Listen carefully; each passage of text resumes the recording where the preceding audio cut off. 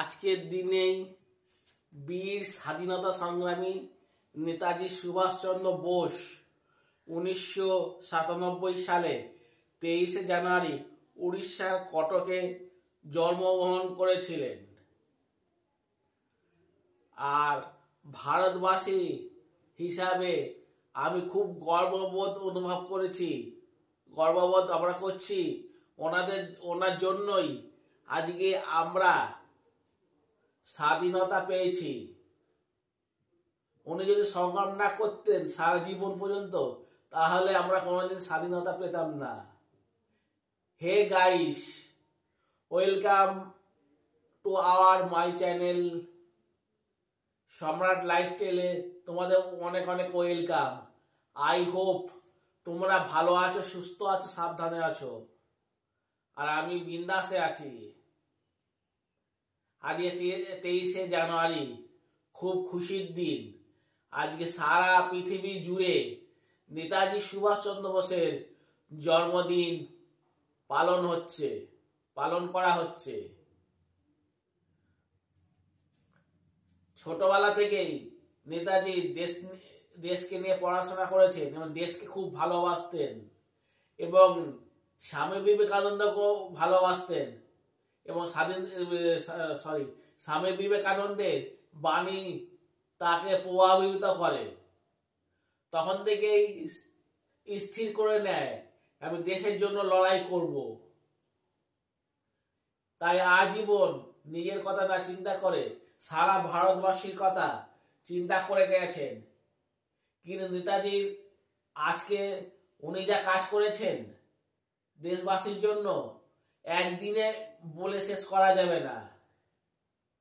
ওনার বীরত্ব কাহিনী শুনলে সবারই ভালো লাগে, বিশেষ করে আমরা বাঙালি, আমাদের খুবই ভালো লাগে।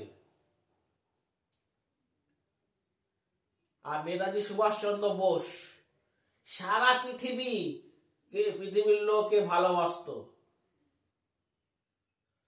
ওনার জন্যই তো আজকে আমরা ইংরেজদের কাছ থেকে স্বাধীনতা আদায় করে নিয়েছিলাম। আর উনি অনেক রকমের ভাষা জানতেন এবং আরো অনেক কিছু, মাথা তার ভীষণই বুদ্ধি ছিল। 1945 সালে আমরা শুনেছি প্লেন ক্র্যাশে মারা গেছে, কিন্তু আমার বিশ্বাস উনি নেতাজি সুভাষচন্দ্র বোস প্লেন ক্র্যাশে মারা যাননি। আর ওনার মৃত্যু নিয়ে এখনো জল ঘোলা হচ্ছে।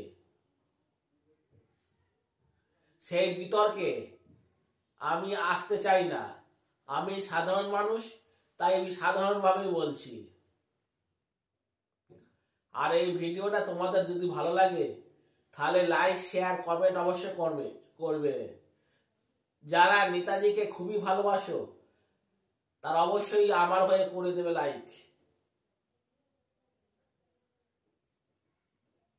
নেতাজিকে ইংরেজরা কিন্তু সত্যি ভয় পেত, খুব ভয় পেত। আর আমি খুব বড় ভাবা বেগ হয়ে যাচ্ছি, আমি ঠিক মতন কথা গুছিয়ে বলতে পারছি না।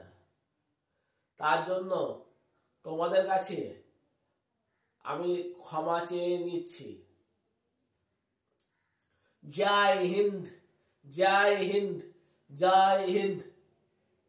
আর ভারতবাসী হচ্ছে আমার মা। নেতাজি সারা বিশ্ব শাসন করেছে। আর নেতাজি বলেছিল দেশ স্বাধীন হবার পর কিন্তু 1 বছর অন্তত মিলিটারিদের হাতে তুলে দেওয়া। কিন্তু নেতাজি এই কথাটাকে অনেকে মেনে নেয়নি।